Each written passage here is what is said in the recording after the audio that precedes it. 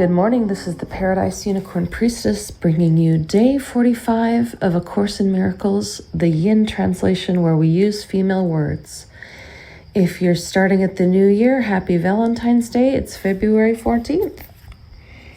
And the reading for today is The Lessons of the Holy Spirit. Like any good teacher, the Holy Spirit knows more than you do now. But she teaches only to make you equal with her. You had already taught yourself wrongly, having believed what was not true. You did not believe in your own perfection. Would God teach you that you had made a split mind when she knows your mind only is whole?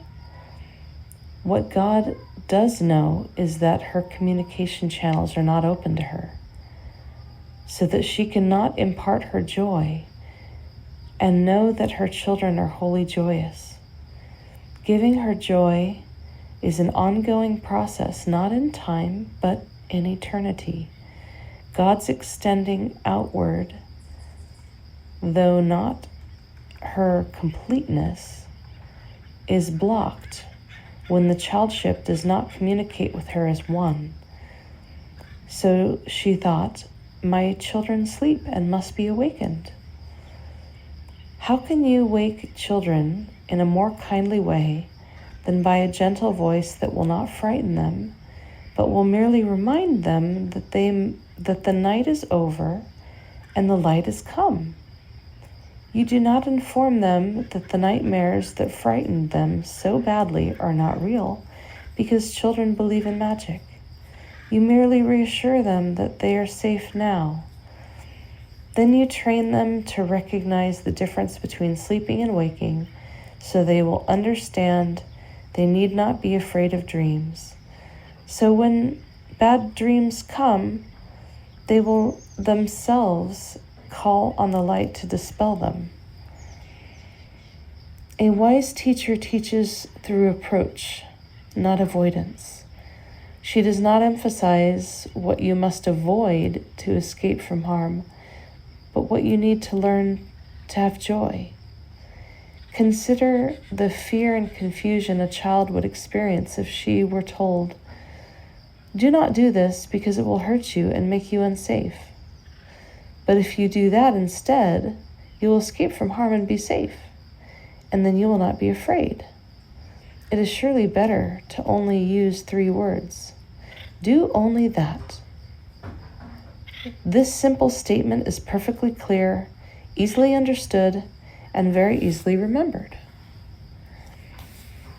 The Holy Spirit never itemizes errors because she does not frighten children, and those who lack wisdom are children. Yet she always answers their call, and her dependability makes them more certain. Children do confuse fantasy and reality, and they are frightened because they do not recognize the difference. The Holy Spirit makes no distinction among dreams. She merely shines them away. Her light is always a call to awaken. Whatever you have been dreaming, nothing lasting lies in dreams, and the Holy Spirit shining with the light from God herself speaks only for what lasts forever. Short and sweet. And lesson 45 is called God is the mind with which I think. Today's idea holds the key for what your real thoughts are. They are nothing that you think, just as nothing that you think you see is related to vision in any way. There's no relationship between what is real and what you think is real. Nothing that you think are your real thoughts resemble your real thoughts in any respect. Nothing that you think you see bears any resemblance to what vision will show you. You think with the mind of God, therefore you share your thoughts with her, as she shares hers with you. They are the same thoughts, because they are thought by the same mind. To share is to make alike, or to make one. Nor do the thoughts you think with the mind of God leave your mind, because thoughts do not leave their source. Therefore your thoughts are in the mind of God as you are. They are in your mind as well, where she is. As you are part of her mind, so are your thoughts part of her mind. Where then are your real thoughts? Today we will attempt to reach them. We will have to look for them in your mind because that is where they are. They must still be there because they cannot have left their source. What is thought by the mind of God is eternal, being part of creation. Our 3 5-minute practice periods for today will take the same general form that we used in applying yesterday's idea. We will attempt to leave the unreal and seek for the real. We will deny the world in favor of truth. We will not let the thoughts of the world hold us back.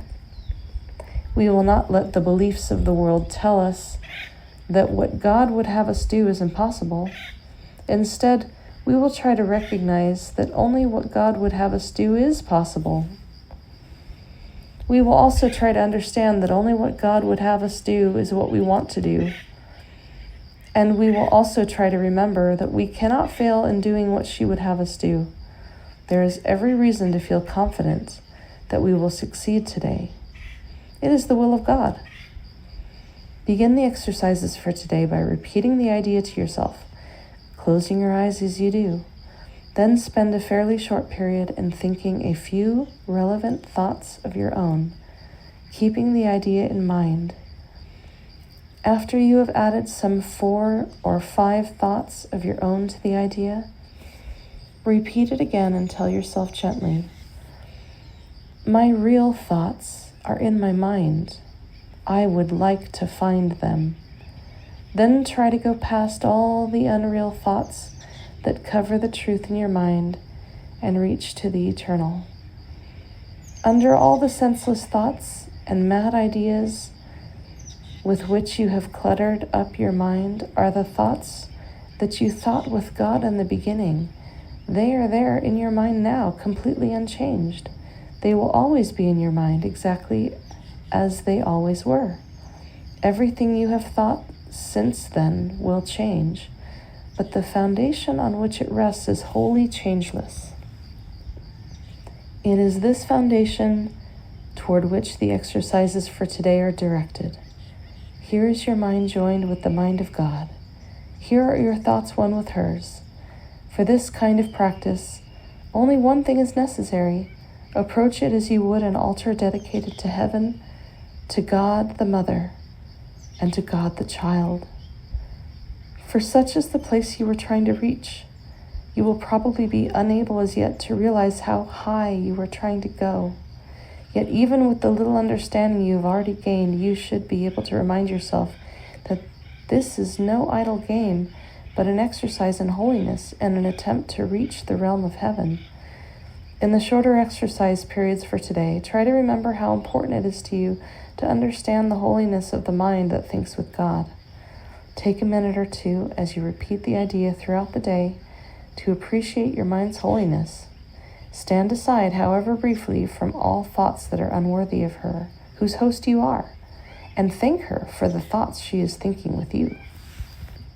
May today be a day of love for everyone.